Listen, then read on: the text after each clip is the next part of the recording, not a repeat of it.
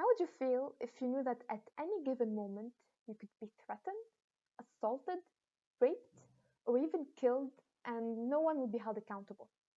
How would you feel if you had to work for over 19 hours a day and then you had to sleep on a sofa in your boss's living room? Imagine you were denied some of your basic human rights on the daily. Imagine you weren't allowed to decide what to do with your free time, when to go out of the house, what to eat, what to wear, when to call your family. Imagine having every aspect of your life controlled by someone who might as well be a stranger. How would you feel?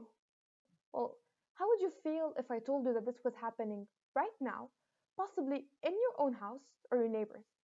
I'm talking, of course, about the kafala system. Well, let's start with the basics. What is it? Labor law in our country explicitly excludes domestic workers who have to abide by what is known as the Kafala system, which requires that they have an in-country sponsor, usually their employer, who will monitor them and will be responsible for their visa and legal status, among other things.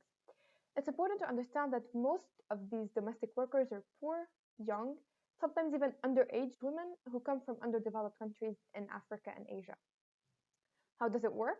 Well, if you visit the website labor.gov.lb, you will find an information guide for domestic workers in Lebanon that includes the contract that is signed by the employer and the employee. Although the contract and the guide itself recognize some of the workers' basic rights, it still leaves a lot to be desired. And if you're familiar with Lebanese laws, you'd know that the reality is much more depressing. Indeed, many reports from national and international sources have shown how terrible the situation of these women actually is. A report from Amnesty.org described that 19 of the 32 domestic workers who were interviewed said they were forced to work for more than 10 hours a day. 13 of them said they were denied their weekly day off. Most of these women are paid less than $200, which in itself is horrific, considering that the minimum wage in Lebanon is $450.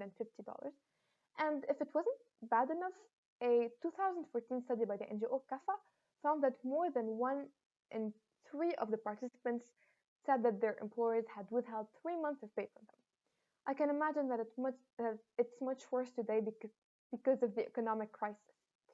A lot of these women suffer from lack of privacy. In some extreme cases, they will not have access to healthcare, and some employers will go as far as to starve them and physically or sexually abuse them. And it gets worse. We're talking about human trafficking and forced labor. Some employers will not hesitate to confiscate the woman's papers, which is common practice. They will lock her up in the house when they're away, and according to the law, she is unable to quit without her employer's consent. And I think you will agree that a job that you are not allowed to quit is no longer a job, it becomes slavery. These women have no one to protect them, not the agency, not the government, not the embassies of their countries.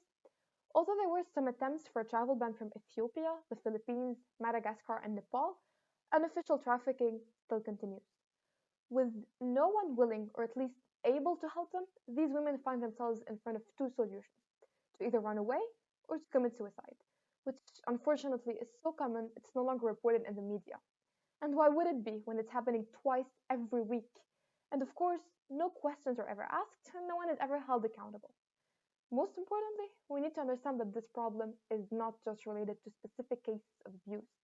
It's not enough to imprison some of the abusers. It's the whole system that's corrupt and that needs to be abolished. It's a system that allows and even encourages the employer to objectify and dehumanize the employee.